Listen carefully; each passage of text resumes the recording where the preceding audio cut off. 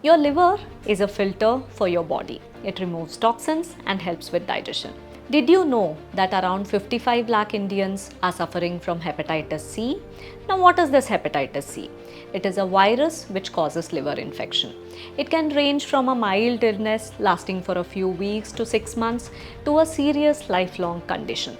When hepatitis C infects your liver, it can cause inflammation, scarring, and over time, serious damage like cirrhosis or even liver cancer. Almost 75% of people who acquire hepatitis C develop a chronic disease. The body's immunity clears the infection in only 25% of patients. The scary part is that many people don't even know they have it because symptoms might not show up for years together. Now, how does one acquire this virus?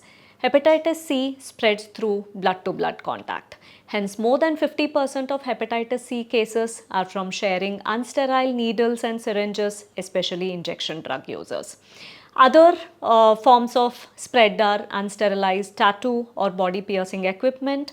This is rare in countries with strict medical standards, but still a risk, especially in developing countries like India.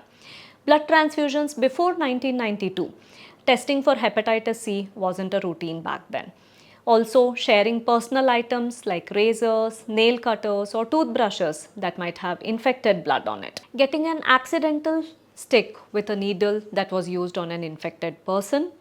Uncommonly, hepatitis C can also spread via sexual contact, especially in men having sex with men or if one has multiple sexual partners. It can also spread from mother to child during childbirth, which is called vertical transmission. If someone has had hemophilia and received clotting factor before 1987, could be at risk. If a patient is on dialysis, or even healthcare workers are at higher risk of acquiring this infection. What is the good news? Hepatitis C does not spread through casual contact like hugging, shaking hands, coughing, sneezing, through water, sharing food in the same utensil, or even using the same loo. There is no evidence that hepatitis C can spread from food handlers, teachers, or even other service providers without blood to blood contact. Now, what are the symptoms that you need to watch out for?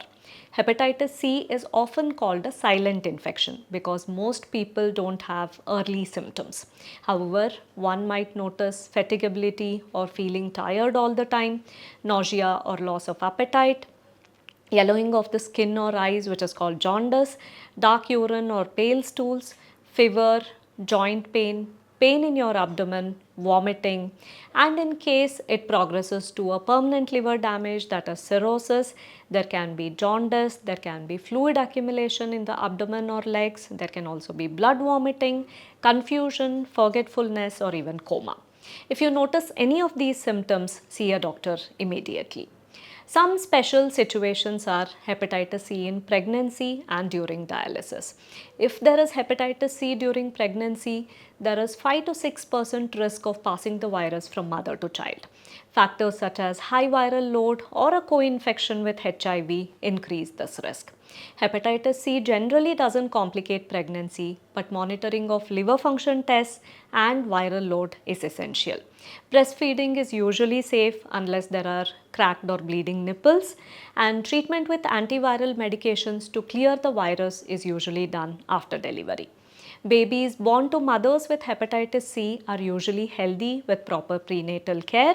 The risk of transmission is same for both vaginal and C-section deliveries, and children who contact hepatitis C at birth are usually asymptomatic but are at a risk of long-term liver disease. Now, coming to hepatitis C in dialysis, hepatitis C is more prevalent amongst dialysis patients due to repeated exposure to blood.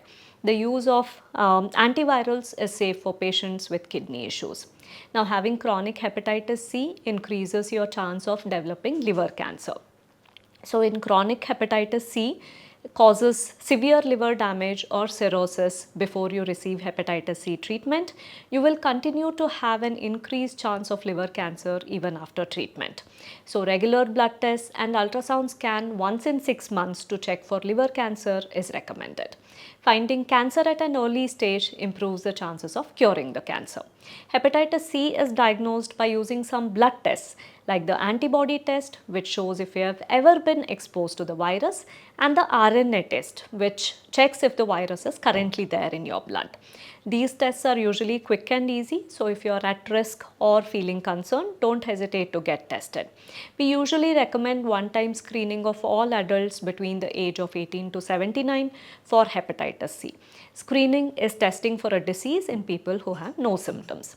If you have had chronic hepatitis C for a long time, you could have liver damage. So some additional blood tests, a transient elastography, which is a special ultrasound scan for your liver, and a liver biopsy may be required. The best part about hepatitis C is it's completely curable. Now we have antiviral medications that can clear the virus from your body in a maximum of 12 weeks. The treatment is simple with very few side effects. But remember, early detection is the key.